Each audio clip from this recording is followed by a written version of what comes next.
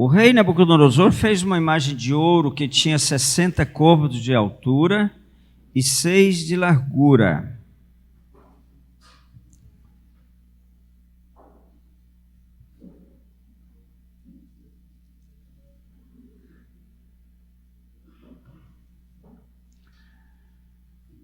Aqui, irmãos, veja a reação do rei. No capítulo 2, ele tem o sonho, isso uns 4 anos antes, ele tem um sonho, e ele vê uma imagem com a cabeça de ouro, tórax e braços de prata, o ventre e quadris de bronze, as pernas de ferro e os pés de ferro e barro. Essa era a imagem. E aí Daniel dá a interpretação. Deus revela a Daniel o que ele queria dizer com aquela visão do rei, aquele sonho do rei. Então, irmãos, olha o que o rei fez. Daniel falou, olha, essa cabeça de ouro é você. E aqui esse você significa o rei, Nabucodonosor, e o império. São 2 aspectos da cabeça. Por um lado é o rei, por outro lado é o império. Só que agora ele faz uma imagem de ouro, toda ela de ouro. O que ele queria com isso? Ele queria se perpetuar, porque agora vai ter uma parte, depois da parte de ouro, vem uma parte que é de prata, que vai dominar essa parte de ouro, depois vem uma parte de bronze, que vai dominar a prata e tal. Ele falou, não. Na verdade, Nabucodonosor, ele cria que era um deus. No Oriente, essa ideia de homem-deus é muito mais comum do que no Ocidente. Que no Ocidente tem uma cultura mais cristã, então não tem tanto esse pensamento, né? Há poucos anos atrás, nós estávamos numa cidade da Índia chamada Rishikesh, e estávamos, a Juliana, a tia Ju estava lá, o Ledilson, e nós fomos visitar um guru muito famoso, tanto no Oriente, estamos nos Estados Unidos, Europa, ele faz muitas conferências, e fomos conversar com o guru. E ele falou assim, olha, eu sou Deus, mas eu não gosto de ficar falando que eu sou Deus, né? Todo mundo fala que eu sou Deus, de fato eu sou Deus, mas eu não fico me proclamando Deus, entendeu? Muito modesto ele, né? Então, essa ideia de homem-deus é muito mais comum no Oriente. O fundador da Coreia do Norte, perto de 60 anos atrás, houve uma guerra que separou a Coreia do Norte, Coreia do Sul, e tem uma imagem dele na praça de Pyongyang, na principal praça, desse tamanho aqui, ó. Essa imagem aqui, ela dá 28 metros de altura. Um prédio de 3 andares, ele tem 10 metros de altura, 10, 12 metros de altura. 3 andares. Essa aqui tem 28 metros. Você imagina um prédio aí, sei lá, de muitos andares, muito alto. 28 metros de altura com 3 metros de largura, toda de ouro. Então, o presidente da Coreia do Norte é filho do fundador, que foi quase 60 anos atrás, 60 anos. E o pai dele, a imagem que está na praça é do pai dele. Então, ele é proclamado Deus da Coreia do Norte, entendeu? Então, ele é o Deus da Coreia do Norte. E aqui, ó, todos tinham que se prostrar diante da imagem. também todos os visitantes da Coreia do Norte eles têm que se curvar perante a imagem do fundador da nação. É esse cidadão aí, ó, entendeu? Então ele é proclamado Deus na Coreia. Isso é muito mais comum no Oriente, ou é comum no Oriente. Mas o que eu quero destacar aqui, mais uma coisa, é que o propósito de Nabucodonosor era a perpetuação do seu império. O que Daniel falou para ele, olha aqui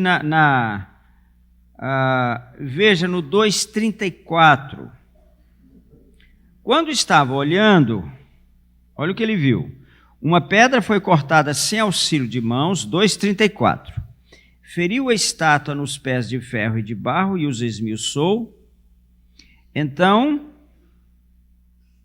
foi juntamente esmiuçado ferro, barro, bona, prata, ouro, os quais se fizeram como a palha das eiras no estio, e o vento os levou, e deles não se viram mais vestígios. Mas a pedra que feriu a estátua se tornou em grande montanha, que encheu toda a terra. Veja ali o 44. Mas nos dias desses reis, o Deus do céu suscitará um reino que não será jamais destruído. Este reino não passará a outro povo, esmiuçará e consumirá todos esses reinos, mas ele mesmo subsistirá para sempre. Então, essa é a profecia, que todos aqueles reinos passariam, mas surgiria um reino que, simbolizado aqui, ele viu uma pedra, né, que foi lançada sem auxílio de mãos, que tornou-se grande montanha e que destruiu completamente todos esses reinos, né? Esses reinos aqui são os reinos da estátua, do sonho do capítulo 2, são a Bíblia fala de 6 reinos, 6 impérios que surgiram na terra. Em toda a história, esses 6 impérios se destacam na palavra. O primeiro império foi o Império Egípcio. O segundo, o Império Assírio. Esses impérios, egípcio e assírio, já haviam passado no tempo do Império Babilônico. Então agora começa com a estátua de ouro, porque os 2 primeiros já tinham passado. A cabeça de ouro é o Império Babilônico, representado pelo imperador Nabucodonosor. Depois, o tórax de prata e braços de prata, falando do Império Medo-Persa. Então, na verdade, quando você chega em Daniel capítulo 5, você tem ali o rei Belsazar, ele era neto, ele foi neto de Nabucodonosor. O que acontece em Daniel 5, aquela escrita na parede, eu estou supondo que vocês leram o livro de Daniel aí pelo menos umas 5 vezes, todos vocês, né? Então, aquela escrita na parede, o rei Belsazar fez um banquete, né?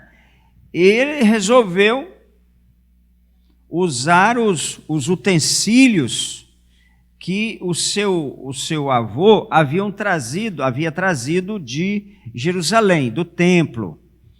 Os talheres, as taças de ouro, usando aquilo para o bacanal dentro do palácio. Aí então surge uma mão escrevendo lá na parede uma mensagem, né? Ninguém podia interpretar aquela mensagem. Aí a esposa de Nabucodonosor, que ainda era viva nessa época, porque Nabucodonosor ele morre um ano depois que ele do capítulo 4, do que acontece no capítulo 4. Um ano depois ele morre. Mas a sua esposa não. Ela vai muitos anos depois. Aí a esposa fala, não, mas tem um homem no reino que pode interpretar isso aí. E a interpretação é que Deus havia julgado Belsazar e ele usou as coisas lá. Irmãos, Babilônia era uma cidade extremamente fortificada. Nabucodonosor tinha uma esposa que ele trouxe lá do norte do país. Ele amava muito essa mulher. E então ele embelezou a cidade, fez os famosos jardins suspensos da Babilônia, que foi durante muito tempo considerado uma das 7 maravilhas do mundo, né? E então Babilônia se tornou uma cidade muito bonita. E ele fez os jardins suspensos assim, porque a esposa dele tinha vindo de uma região montanhosa, e então, aí ela, assim, para agradar ela, ele fez esses jardins suspensos, e haviam duas muralhas muito altas, cerca de 12 metros de altura, e entre as muralhas um fosso cheio de água. Ele canalizou um rio que passava por dentro da cidade. O rio Eufrates foi canalizado para passar dentro da cidade. E então era assim uma cidade praticamente impossível vencer ali aquele povo. Só que naquela noite, Daniel fala: o teu reino foi cortado de você. Naquela noite, os medos e persas invadiram Babilônia pelo rio. Houve assim, descuidaram, porque o que eles fizeram? O rei Ciro, ali era, na época foi, porque Dario, você vê 2 reis ali, por exemplo, Daniel capítulo 6, você tem Dario ali, de Daniel 6, quando manda Daniel para a cova dos leões, é um imperador persa, porque é medo-persa. Você vê, são 2 braços, o tórax de prata, mas são 2 braços, o medo e o persa. O braço persa e o braço, a Média e a Pérsia. Então, Dario foi quem desviou o rio, o leito do rio em cima, e passou onde o rio entrava na cidade, o exército entrou, e naquela noite o Império Babilônico teve o seu fim. Só que, veja, o diabo, ele sempre quer perpetuar o seu reino.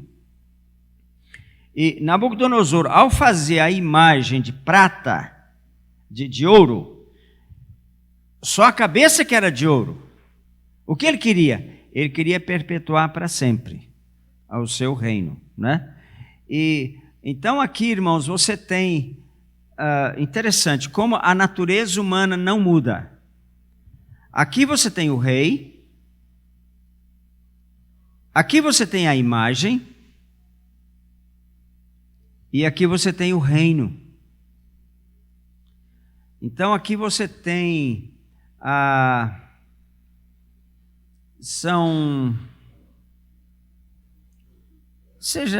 tem algo semelhante aqui no Brasil? Um rei, uma imagem e um reino? É o que está acontecendo hoje em nossa nação, irmãos. Então, tem surgido ministérios, denominações, então tem um rei, tem alguém que manda. E tem que ter uma imagem. Então eles fazem uma grande estrutura. A Assembleia de Deus está fazendo agora em Belém um monumento a eles mesmos, 36 milhões de reais, cimento. É um monumento à Assembleia de Deus, entendeu? Então, e aí tem os reis que governam, né? É a natureza humana. Ela quer ter isso, ela quer ser rei, quer governar. Ela precisa ter um reino e tem que ter uma imagem, tem que ter uma torre, tem que ter algo que apareça, né? Para perpetuar o nome. Então as pessoas querem perpetuar o seu nome, né? E isso tem acontecido no Brasil, infelizmente, seguindo isso aqui, ó. Exatamente isso aqui, né? Quando Hitler se levantou, ele queria estabelecer um império que durasse 1000 anos. O propósito, Hitler conhecia, endemoniado como ele era, o diabo conhece a Bíblia. Ele queria estabelecer um império, seria o império do Terceiro Reich, que seria, vamos dizer assim, ele ia estabelecer o milênio na Terra. Então, o propósito do diabo sempre foi esse. Sempre foi de governar toda a Terra. Então, essa pedra aqui se tornou algo de grande preocupação para Nabucodonosor, porque essa pedra surgiria e destruiria todos aqueles reinos. Por isso que ele fez a imagem toda de ouro. Imagina como irmãos, o Império Babilônico era muito rico. Muito rico. E você vê, ele queria perpetuar para sempre o seu império. Então, aqui você tem,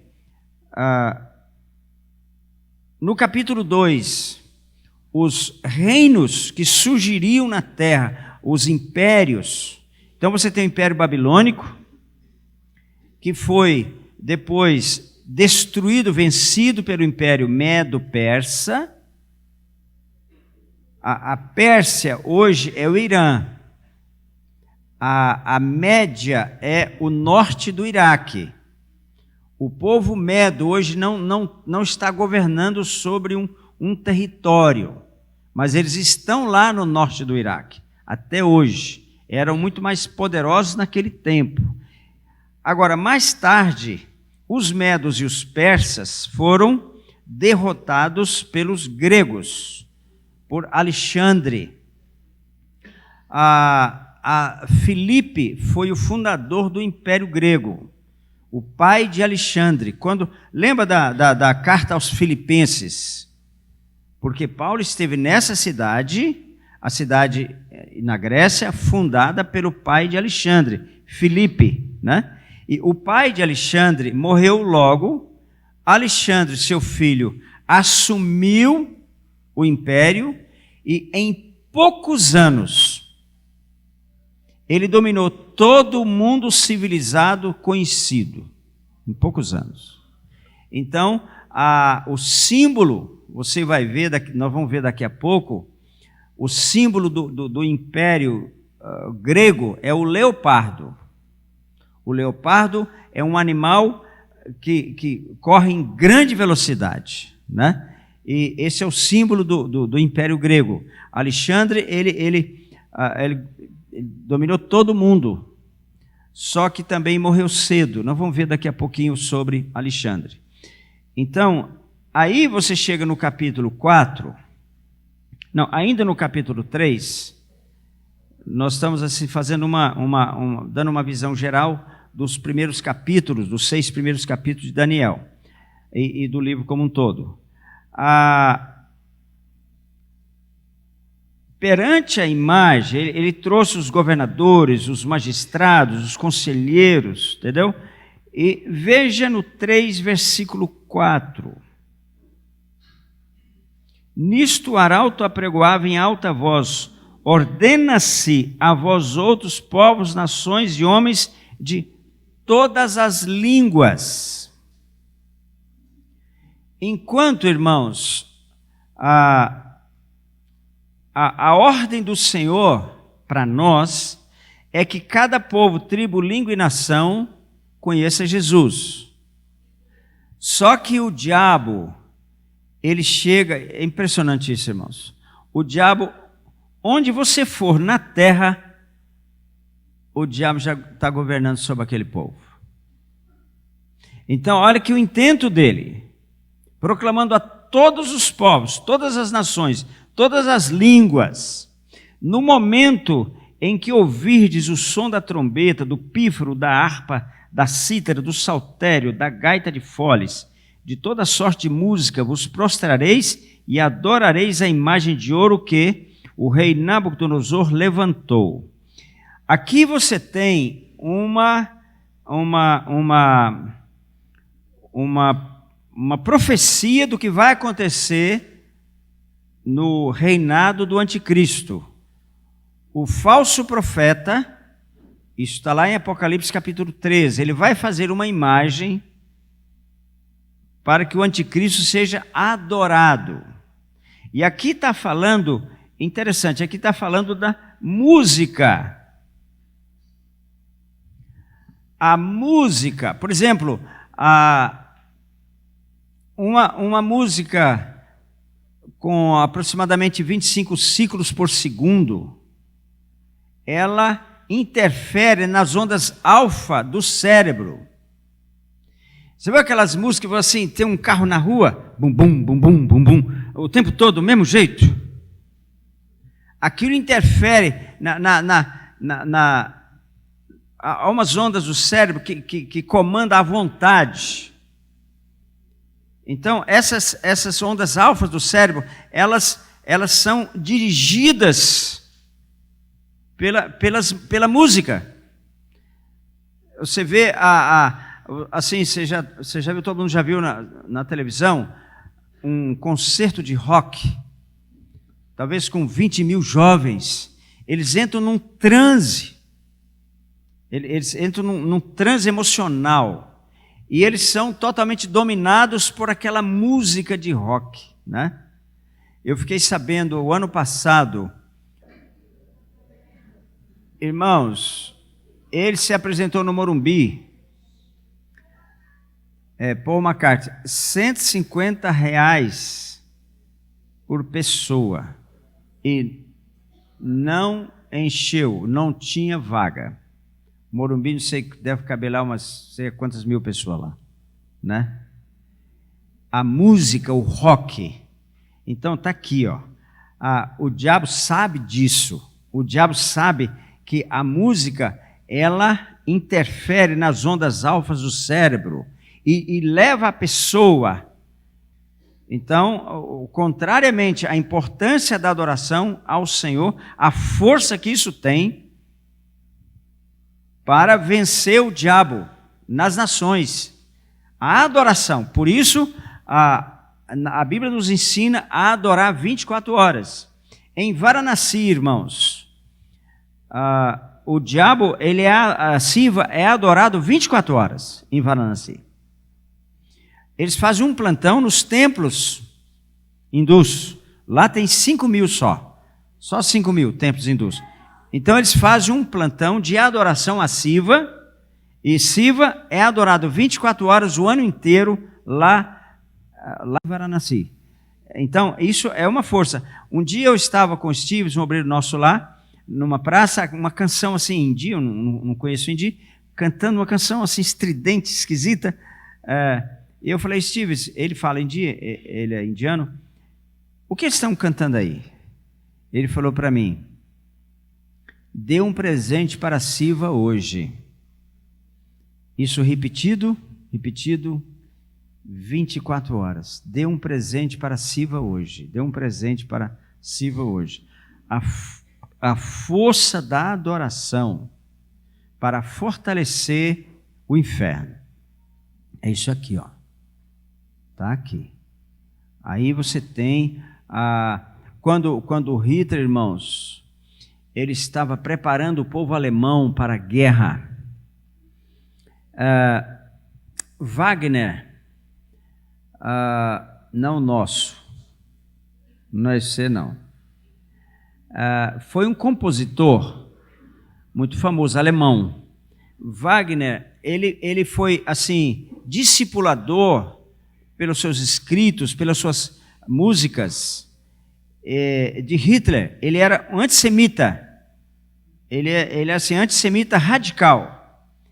Então, durante anos, as músicas de Wagner tinham que ser tocadas em toda a Alemanha, até nas igrejas. Em toda a Alemanha, o dia inteiro, músicas de Wagner tinha que ser tocada, porque Wagner era era profundamente antissemita.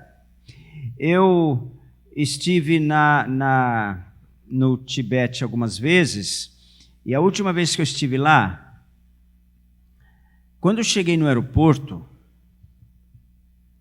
lá em Lhasa, estava tocando uma canção no alto-falante do aeroporto, e eu vi que era uma canção maligna. Esse ritmo que faz a cabeça das pessoas, né? Aquele ritmo, eu vi que era algo do inferno. Aquela música que estava tocando era algo realmente do inferno. E interessante, no dia que eu embarquei de volta, estava tocando a mesma canção. A mesma canção estava tocando, né? Então, está aqui, ó. Se não se dobrar perante a imagem, vocês vão ser lançados na fornalha de fogo, né? E isso aqui também, por outro lado, irmãos, fala da fornalha pela qual o povo judeu tem passado, né? Porque os 3 jovens foram parar na fornalha. Fala da fornalha pela qual o povo judeu tem passado através dos séculos. Deixa eu pegar aqui, ver porque eu fico falando o que está na minha cabeça e eu anoto. Irmãos, olha, tem muitos anos que eu escrevo. Eu sou ali, o pastor Dinho, ele é electronic pastor, né? Eu sou paper pastor, né? Então eu gosto de caderno, né? Esse caderno aqui, eu comecei a anotar nele em 1980. E então ele vai da página 1 a 201. Esse aqui já foi um pouco depois, página 1417 a 1625. Hoje já está aí umas 6.000 páginas, por aí, nos cadernos mais recentes, né? Então, eu escrevo. Quando eu estou assistindo uma ministração, eu sempre estou anotando as revelações que aquele pastor traz. Revelações e informações. Porque uma ministração, ela precisa ter informação, mas precisa ter também revelação, né? E então eu anoto. E essas anotações, quando eu estou estudando, eu também anoto, né? Então aqui, por exemplo, eu tenho 2 estudos de Daniel. Daqui muitas páginas, dá umas 80 páginas só sobre o livro de Daniel, entendeu? E aí eu vou passando para vocês um resumo, mas é importante que você escreva. Lá, uma vez Deus falou assim para Moisés: olha, o que eu estou falando para você, escreva. Graças a Deus que Moisés escreveu, né? E já pensou se as revelações que Paulo deu, que Deus deu a Paulo em Filipenses, em Colossenses, você já pensou se Paulo não tivesse escrito isso? Que perda, entendeu? Que perda. Profundas revelações sobre Jesus, entendeu? Efésios, é doce, é tremendo. Então escreva, faça o que o Senhor mandou. O que Deus revelar a você, escreva. O que você está ouvindo, procure escrever, guarda, né? Então aqui, ó, sobre Daniel, muita coisa. Quer dizer, claro, sempre eu estou reestudando os assuntos, reexaminando muita coisa, mas eu tenho aqui, por exemplo, Daniel essa aula de Daniel aqui, ó, eu dei ela no dia 19 de março de 81. Aqui estão os alunos que assistiram a aula, né? O Célio, o José Modesto, que hoje é pastor, né? O Isaías, que hoje é pastor, o Heber Rodrigues dos Santos, que hoje é pastor, o Gedeon, que não é pastor, e está aqui os alunos, né? Naquele tempo, enfim, deixa para lá, né? Então, eu vou seguir um pouco do que está no caderno para ter uma certa, assim, nessa introdução geral dos primeiros capítulos, né?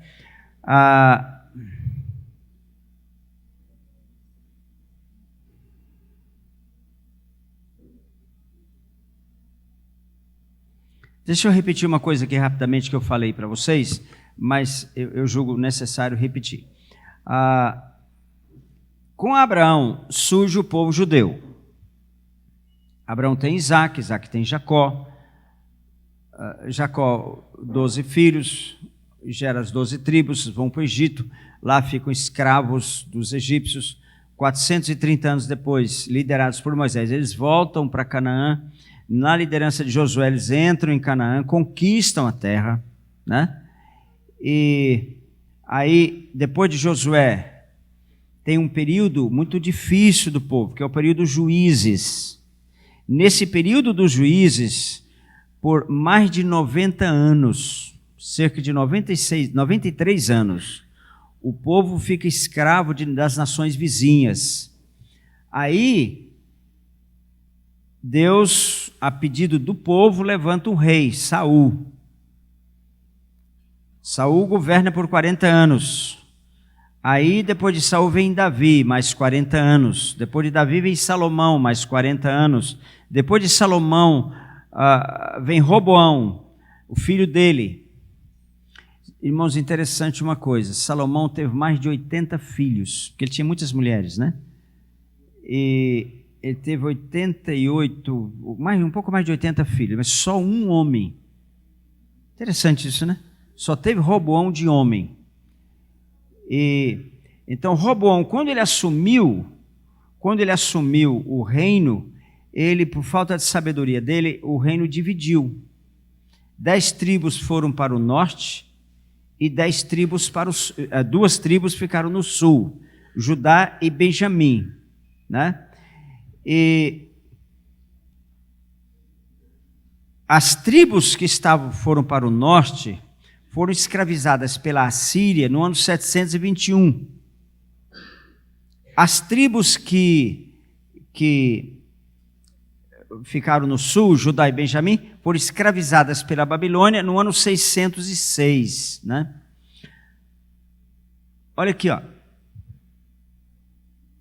Há um princípio bíblico aqui. Quando há uma divisão, quando há uma derrota no povo de Deus, o diabo adquire grande legalidade naquela situação. E quando no tempo de Noé teve os seus filhos, foram gerados 70 nações. Essas nações são descritas em Gênesis 10. E Deus fala assim, ó, sede fecundos, multiplicai-vos, enchei a terra. Mas eles não fizeram isso. Eles se ajuntaram, fizeram uma torre e uma cidade. E aí, naquela época, surgiu, olha só, surgiu naquela época a idolatria. A fabricação de ídolos começou ali. E também a doutrina da reencarnação surgiu ali.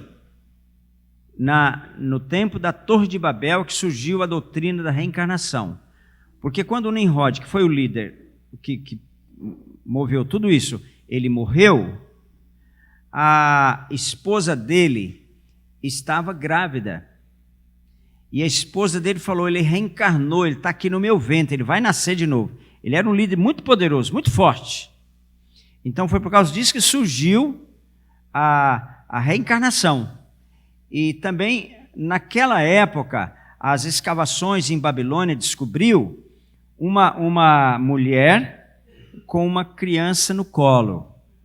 Então, Semíramis, ela se tornou mãe de Deus, porque Nimrod se tornou Deus para eles na época.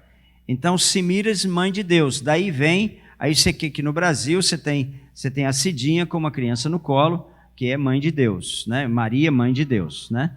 Então, isso vem de Babilônia, né? E nessa época surge o quê? Nessa época surge o hinduísmo. 3.000 anos antes de Cristo surgiu o hinduísmo. É a religião, hoje o hinduísmo tem mais de 1 bilhão de seguidores, essa religião. E a base do hinduísmo é idolatria e reencarnação, né? E isso é tão forte no hinduísmo, irmãos, que eu estava uma vez numa estação ferroviária de Varanasi, nós estávamos com mais 5 irmãos, eram 4 brasileiros. E nós íamos pegar o trem meia-noite para Calcutá, de Varanasi para Calcutá. São 800 quilômetros, são quase 24 horas de trem. E nós estávamos ali esperando o trem atrasou um pouco e passou uma barata. E um dos nossos pisou e matou a barata. É o instinto natural, não é? Se passa uma barata na sua frente, você pisa logo nela, né? Irmãos, estava assim de gente. O pessoal viu a gente o irmão pisar na barata, e tinha um obreiro indiano, e ele falou, cuidado, porque o pessoal começou a dar volta em redor de nós, com os punhos armados, fechados, aliás, assim umas tantas pessoas, e falando palavras terríveis contra nós. E o indiano, que era cristão também, falou, fiquem quietos, não reajam. Não reajam. Nós passamos risco de vida, porque matamos uma barata. Por quê? Porque ali tinha um espírito de uma pessoa na barata.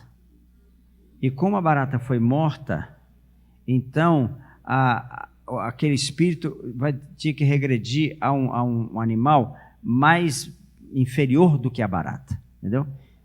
Isso surgiu na Torre de Babel, essa religião, entendeu? E agora, o que acontece? No tempo de Daniel, o povo de Deus é escravizado pela Babilônia. Então desaparece, olha aqui, o testemunho de Deus sobre a terra. Acabou. O testemunho de Deus, o povo judeu foi escravo para a Babilônia. No ano 600, exatamente nessa época, surge quem? Surge um homem no Nepal, nasceu lá, filho de uma família muito rica, o nome dele era Gautama. Ele começou a buscar, segundo ele, buscar a Deus, buscar uma iluminação que viesse de algum lugar para a sua vida, foi para Varanasi, lá ele morou, lá ele começou seu ministério. Quem? Buda. E lá ele está sepultado. Nessa época surgiu o budismo. No tempo de Daniel, surgiu o budismo no mundo. Então, por quê? O povo de Deus falhou em fazer o que Deus mandou. O que vai dar legalidade para o surgimento do anticristo é a falência da igreja. A falência da igreja hoje em fazer o que Deus mandou fazer, que é fazer discípulos de cada povo, tribo, língua e nação. A falência da igreja hoje é que está dando legalidade para que o anticristo se levante. E são a apostasia da igreja, a força da apostasia da igreja no mundo espiritual É isso que dá força ao diabo, e isso que está dando legalidade para o surgimento do anticristo, e ele vai reinar por causa disso. Porque Deus nos deu autoridade para reinar sobre os demônios. Se nós não reinamos e não fazemos o que Deus mandou, o diabo adquire uma grande legalidade. Mais tarde, só para vocês verem a seriedade disso, lá na frente, no século IV, depois de Cristo, o que acontece? A igreja se mistura com o Estado. A igreja se mistura com o Estado. É sempre a mesma coisa, irmãos. A igreja se mistura com o Estado no século IV, no início do século IV, começa a construir grandes basílicas. O principal sinal da deterioração do cristianismo é quando o cristianismo começa a construir grandes prédios, grandes igrejas, basílicas, né? Isso é o sinal mais, assim, e se mistura com o Estado. Se mistura, né? E dali do século IV para cá, o cristianismo fez assim, ó. Foi caindo, sempre para mais baixo. Aí, no ano 600, foi caindo. Surgiu o quê? Maomé, lá em Meca. Maomé numa caverna. Maomé era um guerreiro, era um homem muito mau. Maomé, irmãos, ele participou de 42 batalhas com espada na mão. Era um homem muito violento, ele matou muita gente. E então surge Maomé. E Maomé, numa caverna, ele disse que Gabriel apareceu para ele e ditou para ele o Alcorão. O Alcorão tem pouco mais de 6.000 versos. Pouco mais de 6.000 versos. Desses 6.000 versos, tem cerca de 55 versos que estimula a violência, a espada. Se pegar na espada. Tem mais de 50 versos do Alcorão que manda os muçulmanos pegar na espada. Quando isso surgiu? No ano 600. Por quê? Falência da igreja. Então hoje, as 3 maiores barreiras, ou fortalezas anticristãs da terra surgiram quando o povo de Deus falhou. Aí elas surgiram, né?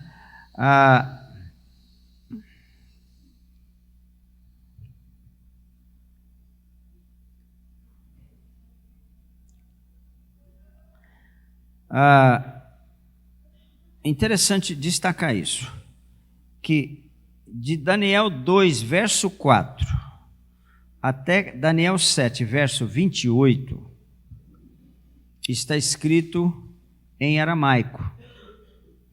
Aramaico era a língua gentílica da época, a língua que surgiu em Arã, com os antepassados de Abraão.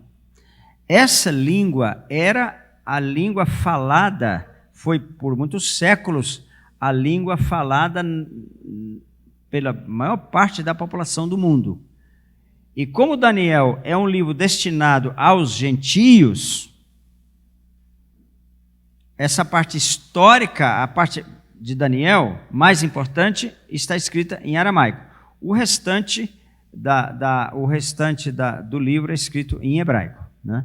Só para destacar esse aspecto.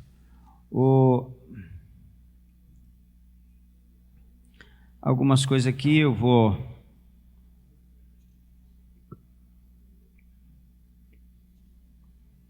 pular. Depois, interessante, se você quiser estudar o livro de Daniel, se você quiser tomar essa iniciativa, eu quero desafiar você a estudar a palavra Dario no livro de Daniel. Entendeu? Não vou falar nada, está tudo aqui, mas não dá tempo, mas eu desafio você a estudar sobre isso, né? Dario, né?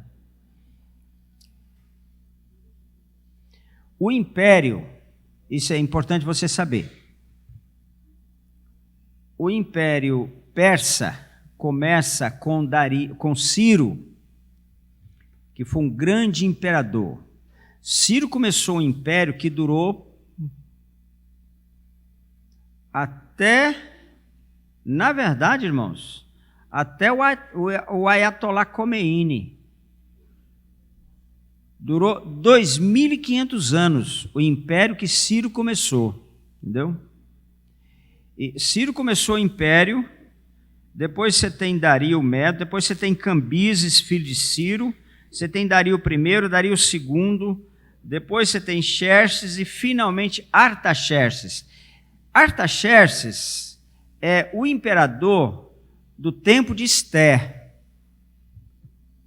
Assuero era o seu nome babilônico. Lá em Esté ele aparece como Assuero. Esse é o nome babilônico dele, no tempo de Esté, né? Esté, você sabe, foi esposa de Assuero ou Artaxerxes, né?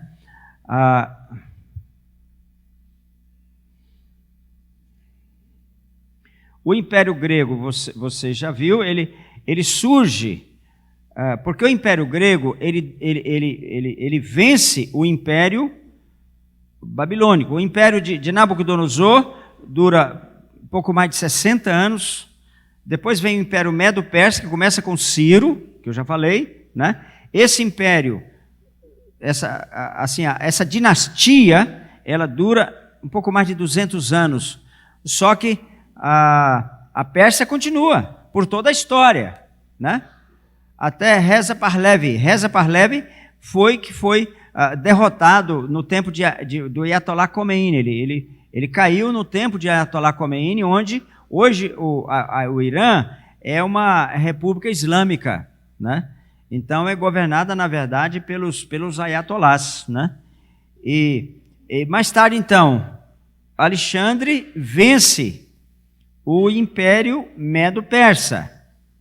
Agora nós temos o Império Medo-Persa, irmãos, ele é o símbolo do Império Medo-Persa é a prata. A prata era o metal dominante no Império Medo-Persa. É o peito de prata e os braços de prata.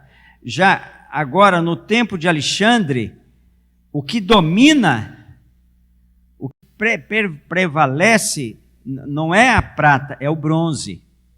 O bronze, os escudos de bronze e tudo, o bronze era o metal mais importante do Império Grego. E Alexandre, rapidamente, ele dominou todo o mundo. E interessante, irmãos, todos os governantes mundiais, eles focaram Jerusalém.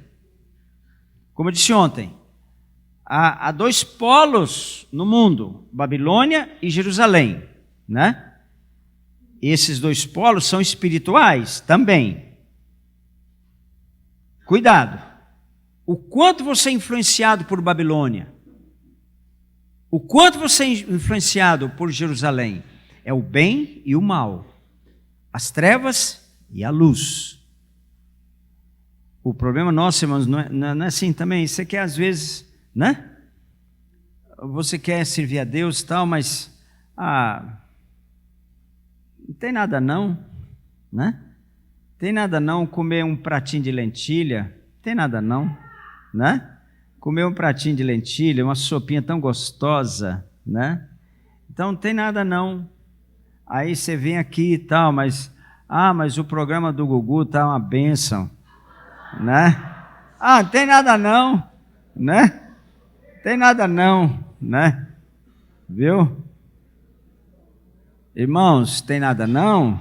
Você conhece a história do tem nada não? É essa história que o Daniel contou para mim, né? Tem nada não? Você sabe, no final, né? Tem nada não. Por quê? Alexandre, irmãos, quando ele foi conquistar Jerusalém, ele montava num cavalo branco. Olha, tá vendo? Jerusalém, cavalo branco, né? O anticristo vai reinar em Jerusalém. O anticristo vai montar num cavalo branco. E quando ele veio com seu exército, que os portões da cidade se abriram, o sumo sacerdote, essa história está contada por Flávio Joséfo, no seu volume número 3. Se você tem, você pode ler lá no volume 3, você vai encontrar lá essa história contada por Flávio Joséfo, entendeu? E então, quando ele entra na cidade com seu exército, o sumo sacerdote veio ao encontro dele com vários sacerdotes. Porque ele entrava e ele arrasava. Ele apiou do cavalo, quando ele viu o sumo sacerdote vindo ao encontro dele, vestido assim, com os paramentos do sacerdote, né? Ele apiou do cavalo e se prostrou diante do sumo sacerdote. E eles ficaram sem saber o que fazer. O imperador, um homem tão poderoso, se prostrar. E ele falou assim: eu jamais destruiria essa cidade, porque um profeta dessa cidade falou a meu respeito. Em Daniel, capítulo 8, ele fala de Alexandre. Exatamente, ele fala de Alexandre, entendeu? Isso aí, mais ou menos aqui, perto de, mais de, teria que fazer as contas, mas por volta de 400 anos antes, Daniel profetizou que Alexandre, o Grande, governaria sobre Jerusalém. Então ele falou: eu não vou destruir essa cidade, não. O profeta de vocês falou a meu respeito, né? Olha a importância de conhecer a profecia. Quando Alexandre morreu, parece que ele morreu de malária. Foi uma febre súbita. Tem uma malária que naquela época a malária era comum em muitas regiões do mundo. Era a malária das doenças mais antigas que tem. E é um protozoário. E tem 3 tipos de malária. Tem um tipo de malária que é a malária que ela vai para o cérebro. E ela forma pequenos trombos, o protozoário, nas ramificações, nas microartérias do cérebro. E a pessoa entra em coma e morre. Se não cuidar, morre assim, em questão de 2, 3 dias, né? E parece que Alexandre morreu de malária, né? E Alexandre, irmãos, ele fez alguns pedidos, porque ele viu que ia morrer. Ele morreu novo, ele morreu com 30 e poucos anos. E quando ele viu que ele ia morrer, ele falou, pediu para o pessoal, ele falou assim: olha, me enterrem com os braços de fora. E ele falou assim: para que vejam minhas mãos vazias, eu não levo nada desse mundo, ele falou, né? Então me enterre, e ele foi enterrado com os braços do lado de fora, né? E aí o seu império foi dividido para os seus 4 generais. E desses 4 generais, 2 vale a pena destacar, que é Seleuco, que ficou governando sobre a Babilônia, e Ptolomeu II, que governou o Egito. O que governou a Babilônia, a ele coube também governar sobre Israel. E um filho dele chamava-se Antíoco Epifânio. Esse Antíoco Epifânio, ele tornou-se um homem extremamente maligno. Ele está descrito em Daniel capítulo 8. E Antíoco Epifânio, ele entrou em Jerusalém, destruiu a cidade, ele entrou no templo, sentou-se lá no lugar santo do templo, e ele mandava sacrificar porcos a ele mesmo no templo. Você imagina, o judeu não pode comer carne de porco. O judeu com o porco, eles não combinam. Né? O judeu com porco não combina. Agora você imagina sacrificando porcos dentro do templo. Do templo judaico. Né? E ele crucificou cerca de 100 mil judeus. Ele crucificou. Né? E aí, nessa época de Antíoco Epifânio, depois eu continuo a falar dele, deixa eu falar uma coisa aqui. O Ptolomeu, ele era um general de Alexandre, mas era um homem muito culto. E ele fundou a biblioteca de Alexandria. Alexandria, por causa de Alexandre. Que se tornou a maior biblioteca do mundo. Infelizmente, na Primeira Guerra Mundial, essa biblioteca foi incendiada e perdeu a maior parte dos acervos dessa biblioteca. A biblioteca de toda a ciência conhecida de todos os tempos ele colocou lá. E era um homem que tinha tanta sede de conhecimento, irmãos, que ele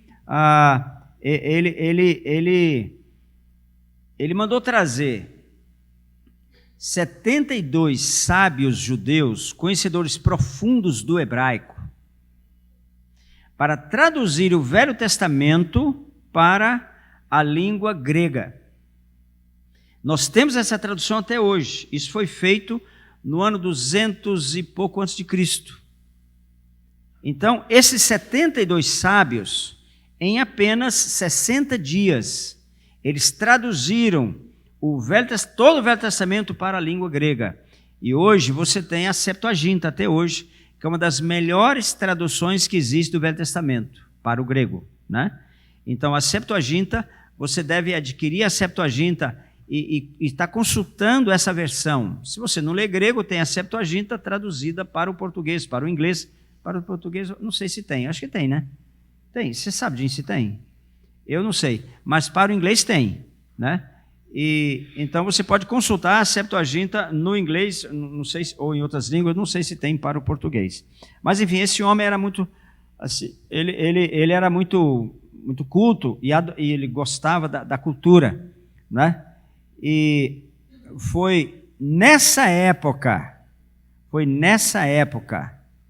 que ocorreu na Grécia uma grande calamidade.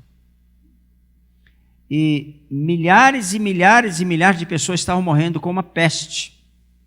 Porque naquele tempo não tinha os laboratórios para diagnosticar os vírus, as bactérias, e havia peste. Você vê, a peste de 1918 na Espanha matou, não me lembro agora, mas tipo assim, 2 milhões de pessoas na Espanha, e foi uma gripe, um vírus de gripe que matou. Então, mas não havia recursos naquela época. E se você ler o Salmo 91, você vai descobrir que não temerei a peste que propaga de noite. E cita essas pestes que dizimavam as nações. E havia uma peste dizimando lá na capital da Grécia, dizimando em toda a Grécia. Aí não havia nada que todos os deuses foram convocados para que os deuses livrassem a população daquela morte. Não acontecia nada, a população continuava morrendo. Aí alguém falou, olha, vamos chamar um sábio, isso aqui, ó, vamos chamar um sábio, um homem, um sacerdote judeu. E vai haver um Deus aí que vai nos livrar. Chamaram, ele veio lá de Israel, trouxeram ele, né? E quando ele chegou, ele fez o seguinte, ele falou, tinha um curral assim, no lugar, curral de ovelhas, num lugar bem bonito, assim, no sopé de uma colina, e ele falou assim, olha, vamos prender ali, encher esse curral de ovelhas, por 3 dias, elas não vão comer nada, só pode beber, mas não vão comer, lá no curral. 3 dias depois, aquele sacerdote judeu falou assim, agora soltem as ovelhas. E havia assim um pé de uma colina, muita grama, uma grama muito bonita, e assim, verdinha, e ele falou, se alguma ovelha, quando soltar, tem 3 dias que elas não comem, se elas pastarem essa grama, o meu Deus não é Deus. E a peste vai continuar. Mas se nenhuma ovelha tocar na grama, o meu Deus é Deus e a peste vai desaparecer da Grécia. Soltaram então as ovelhas 3 dias depois. Elas começaram a berrar e deitar em montinhos de 10, 15 ovelhas. Nenhuma ovelha tocou na grama. E a peste desapareceu da Grécia. Por causa disso, eles fizeram um altar na cidade. Mais um altar ao Deus desconhecido. Foi esse altar que Paulo encontrou lá. E você vê Paulo descrever esse altar, né? Ao Deus desconhecido. E foi baseado nesse altar que Paulo estabeleceu a obra de Deus na Grécia, né? Ao Deus desconhecido. E se você examinar nos originais, Atos 17, você vai descobrir uma coisa. Que quando Paulo chegou em Atenas, ele procurou atentamente,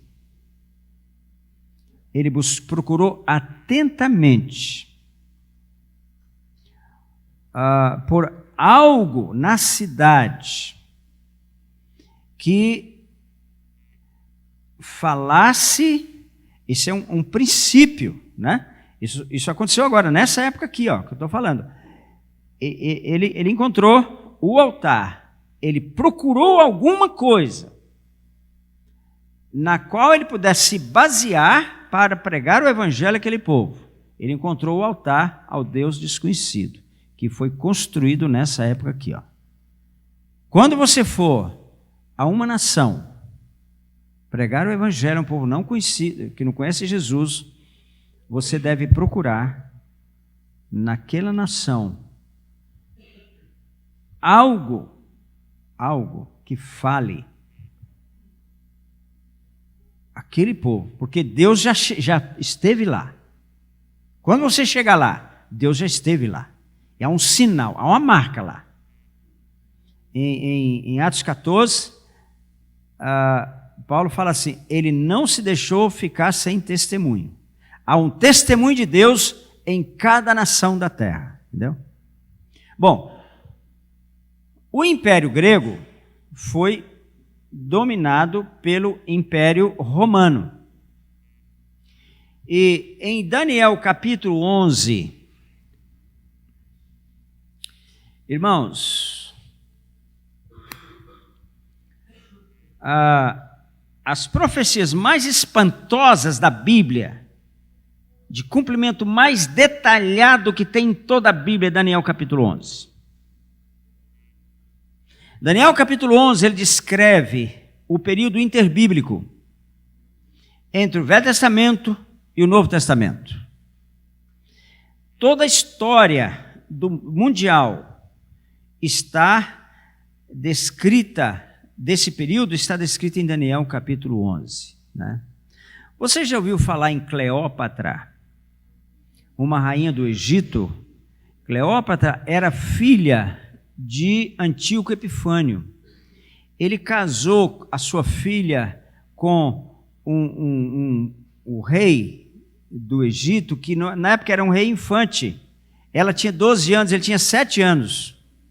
E casou. Mas depois, então ela passou a governar sobre o Egito. Foi uma mulher extremamente má. E ela só foi vencida pelo Império Romano, Cleópatra. só foi vencida pelo Império Romano. E ela suicidou-se. Quando ela viu que o seu exército foi vencido, não tinha mais jeito, então ela tinha uma cobra, que ela criava essa cobra, que tratava dela, muito venenosa, dentro de uma botija, uma pequena botija, ela tirou a cobra e a cobra picou ela, e assim ela morreu, né? Tudo isso está descrito em Daniel capítulo 11, né, que descreve esse período. Júlio César foi, porque eu estou falando da parte histórica do livro de Daniel, mais a parte histórica, depois vamos falar da parte profética, que são os 6 primeiros capítulos, né? Júlio César foi o fundador do Império Romano. O Império Romano começa no ano 63 a.C., com Júlio César. O seu sucessor foi César Augusto. César Augusto, quando Jesus nasceu, quem era o imperador romano era César Augusto, né? E aí você tem uma sequência de imperadores, né? E esse Império Romano, que começa com Júlio César, ele termina no ano 476 depois de Cristo. São datas que ficam, é bom guardar, eu sei que tenho certeza que há pessoas que realmente interessadas em estudar esse assunto, né? Ok. Deixa eu ver aqui. Muito bem. Como Daniel vê o anticristo? O anticristo aparece em Daniel em várias oportunidades. Começa em Daniel 8, o anticristo aparece. Ele aparece em Daniel 9, ele está, enfim, como Daniel vê, Daniel 11, principalmente Daniel 11, lá está, é uma descrição do anticristo, né? Como Daniel vê o anticristo? Ele vê o anticristo do ponto de vista histórico. Em Daniel 8, ele descreve Antíoco Epifânio, o principal tipo do anticristo na Bíblia, é Antíoco Epifânio. O anticristo vai fazer exatamente o que Antíoco Epifânio fez, exatamente, o anticristo, né? E Antíoco Epifânio, ele era da Síria. O anticristo, ele será um judeu. Ele será um judeu da tribo de Dan. Por que da tribo de Dan? Porque está profetizado em Gênesis 49.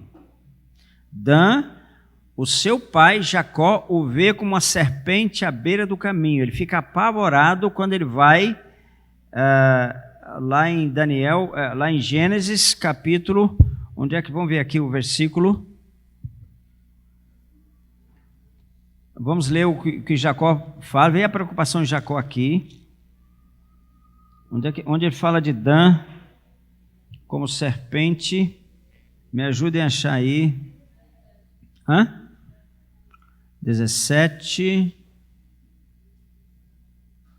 Dan é 16. Julgará o seu povo como uma das tribos de Israel. Dan será serpente junto ao caminho, uma víbora junto à vereda, que morde os talões do cavalo e faz cair o seu cavaleiro por detrás. A tua salvação espero, ó Senhor. Veja, quando ele vai falar de Dan, né? Dan não aparece lá em Apocalipse 7. Ali, as 12 tribos, cada um contribui com 12 mil separados para o início da grande tribulação, homens de Deus, mas não aparece a tribo de Dan. Por que a tribo de Dan não aparece? O anticristo, irmãos, ele muito provavelmente será da tribo de Dan, por causa dessa profecia aqui de Jacó. E tem uma outra razão. o povo judeu vai fazer um pacto com o anticristo. E esse povo não faria um pacto dando direito ao anticristo, até de governar sobre Israel, se o anticristo não fosse judeu. Então, ao que parece, o anticristo é um judeu, e é um judeu da Síria. Porque o anticristo, porque Antíoco Epifânio é lá da Síria. Ao que parece, não vamos dogmatizar isso, ok? Não vamos dogmatizar isso, mas ao que parece vai ser assim. Então, o Daniel, ele fala das origens históricas do anticristo. Se você quiser conhecer a história do anticristo, examine o livro de Daniel, né? Agora, e Paulo?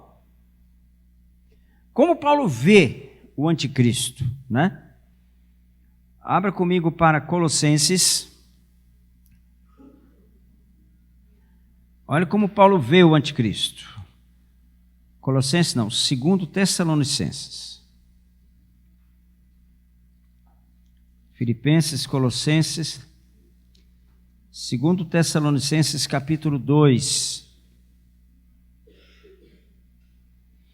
versículo 7.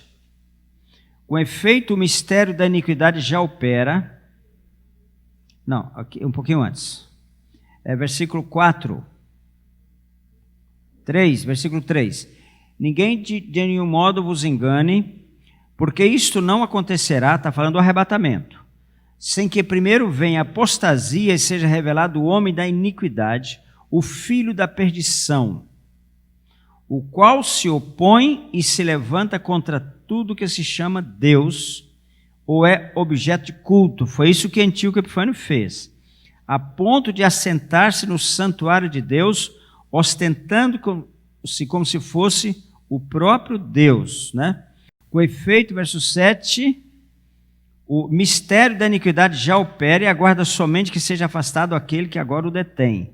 Então será de fato revelado o iníquo, a quem o Senhor Jesus matará com o sopro de sua boca e destruirá pela manifestação da sua vinda.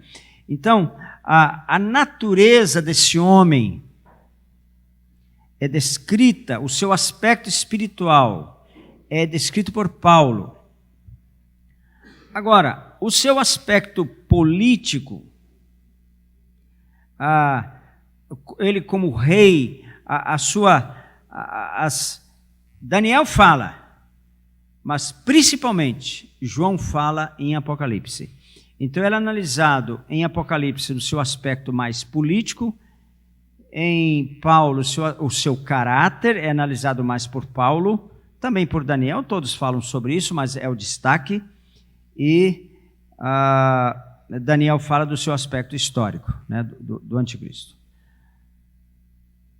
Importante uma coisa aqui. Quando o Senhor veio a primeira vez,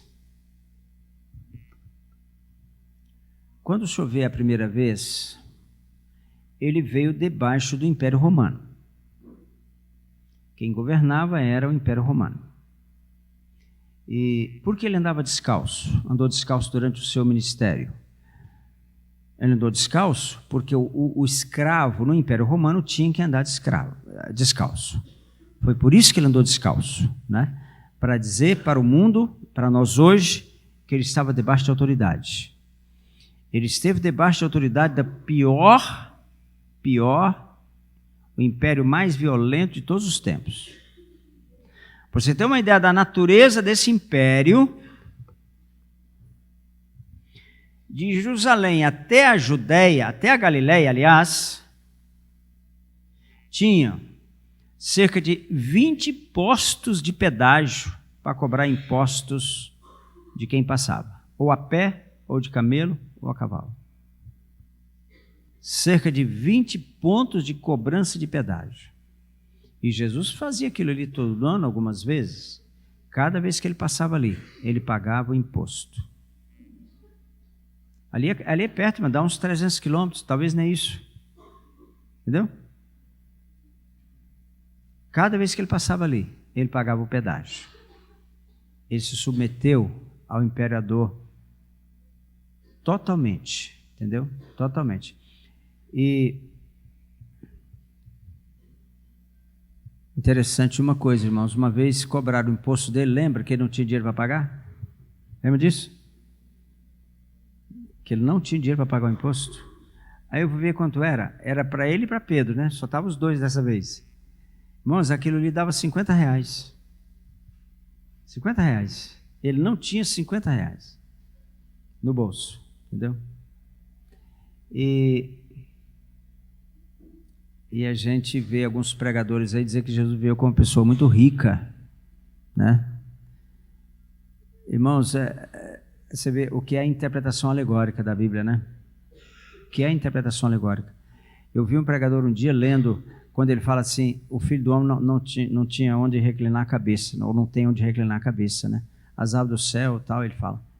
E um pregador baseado nesse texto para dizer que Jesus era um homem riquíssimo, mostrando, não era não. Paulo fala que ele se tornou pobre. Ele decidiu viver com uma pessoa pobre. Andou descalço. Entendeu? Ele decidiu viver com uma pessoa pobre. Não estou dizendo que você tem que decidir viver com pobre, não. Estou dizendo que ele era pobre, né? Ele era pobre. Tinha dia que ele não tinha dinheiro para pagar ele não tinha R$50 no bolso, aquele dia. Entendeu? Então ele não era rico, não. Entendeu? E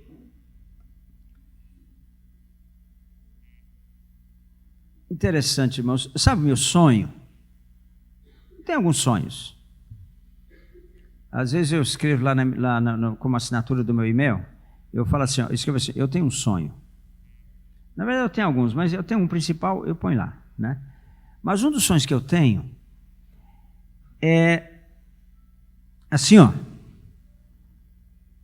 Jesus, ele era muito preocupado com dinheiro, não era? Era não? Eu acho que era. Porque um dia veio um rapaz muito rico falar com ele, ele evangelizou o rapaz, no fim ele falou, moço, vai lá, vende tudo que você tem, dá aos pobres, aí você vem e me segue. Irmão, se fosse aqui na MCM, eu falar, você vende tudo que você tem, fala com o Nilton lá, o Nilton te dá o nome da conta para você depositar, né? A preocupação dele com dinheiro, irmãos. Vende tudo que você tem e dá aos pobres. Irmãos, agora, no entanto, ele tinha um caixa, não tinha? A Bíblia diz que ele tinha uma bolsa.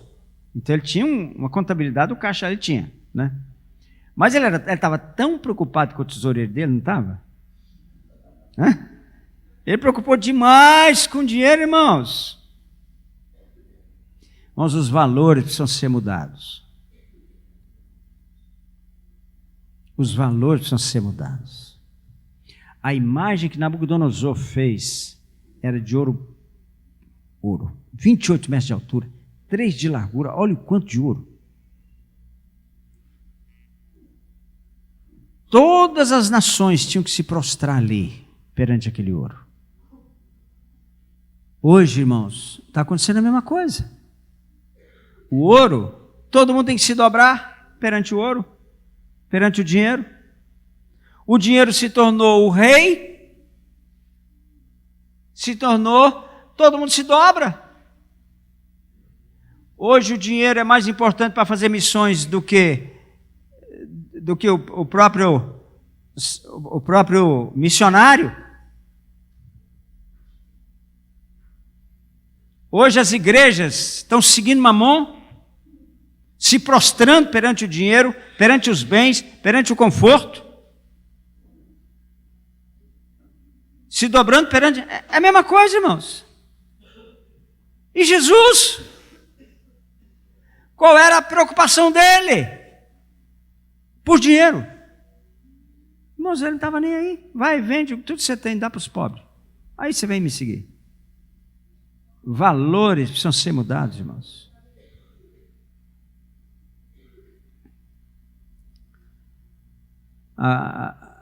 Poucos dias atrás, um missionário nosso precisava de R$8.000 para fazer uma cirurgia.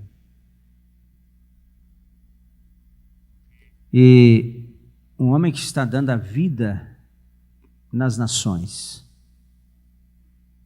passando todo tipo de privações, precisava de R$8.000 para fazer uma cirurgia. Aí foi numa igreja, pediu uma oferta, conversar com o pastor. O pastor tinha construído um templo muito bonito, que gastou bastante dinheiro. E sabe quanto ele recebeu de oferta? Era a igreja dele. R$500. R$500.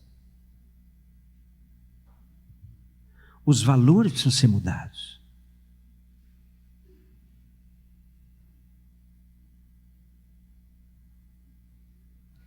Aqui em Goiânia tem um pastor, conheço ele, anda num carro de quase R$200.000.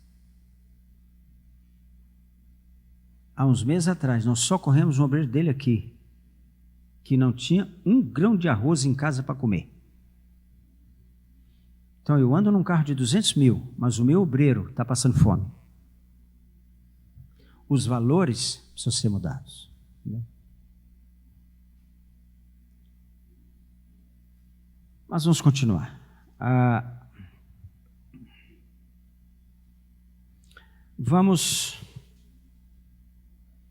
Deixa eu ver nessa introdução.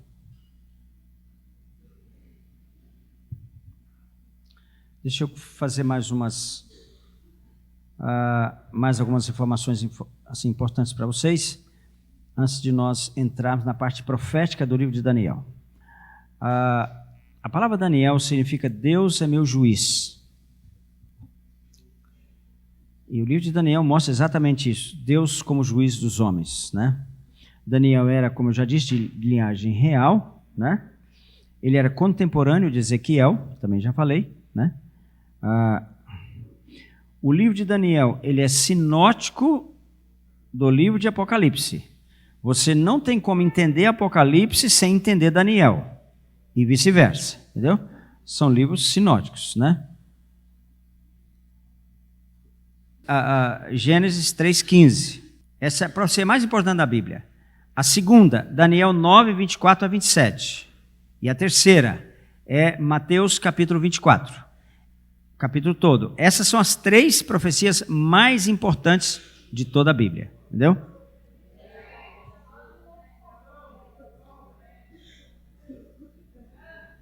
Põe um motorzinho no dedo aí, né?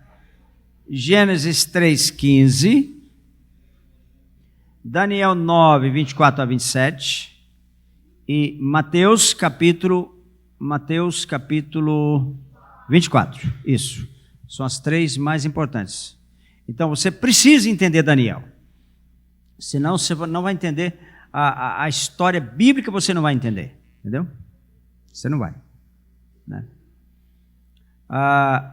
Então, os 6 impérios, eu acho que eu não citei todos na ordem, vou citar. Os 6 impérios mundiais que a Bíblia menciona é o egípcio, o assírio, o babilônico, o medo-persa, o grego e o romano. E você vai ver que o Império Romano vai ressurgir nos dias finais. Nós vamos ver isso, né? Só que eu estou achando que não vai dar tempo de ver tudo. Não faz mal. Senão você volta em julho, aí continua em julho, né? Ou fica para a escola. Não, na escola eu dou poucas aulas sobre isso. Ok.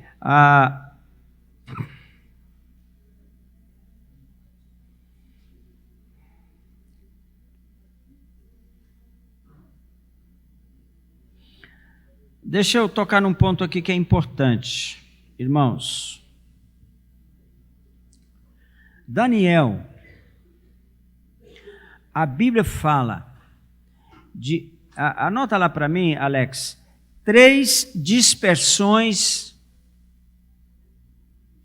do povo judeu.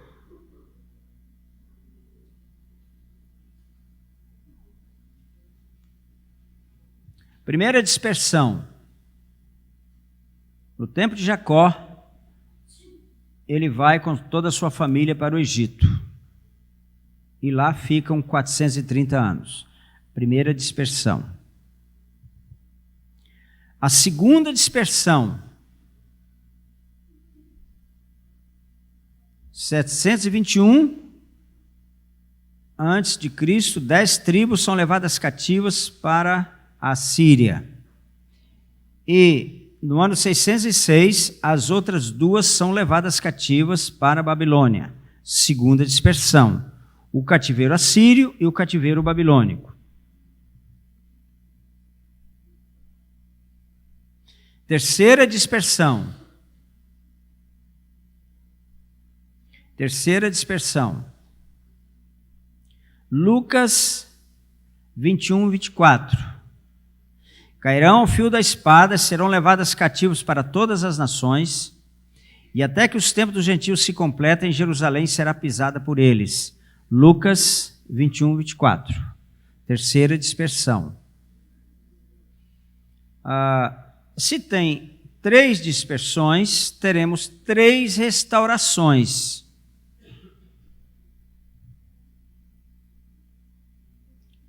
Três ocasiões em que o povo de Deus será restaurado na sua terra.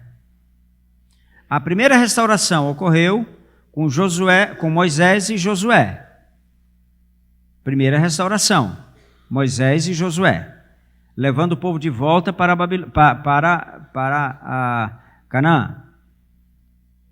Segunda restauração, ela ocorre com Zorobabel. Ciro, o imperador persa, foi nessa época que acontece a segunda restauração. Profetizada, eu vou entrar em detalhes depois sobre isso, mas profetizada por Jeremias. Jeremias profetizou na véspera do cativeiro babilônico. Ele profetizou que 70 anos depois do cativeiro, o povo seria restaurado na sua terra. E essa é a razão de Daniel. O livro de Daniel está ali profetizando a restauração do povo de Deus. Daniel 9, 10. Essa é a segunda restauração. Essa restauração, ela ocorre na liderança de Zorobabel. Na liderança de Zorobabel, então, ocorre essa segunda restauração. Vem Zorobabel, mais tarde vem Esdras, depois vem Neemias e, finalmente, é citada Esther, no tempo de Artaxerxes. Então, essa restauração, primeiro vem Zorobabel, restaura o templo. Primeira coisa, restaura o templo. Depois vem Esdras, restaura. Esdras era sacerdote. Foi Esdras quem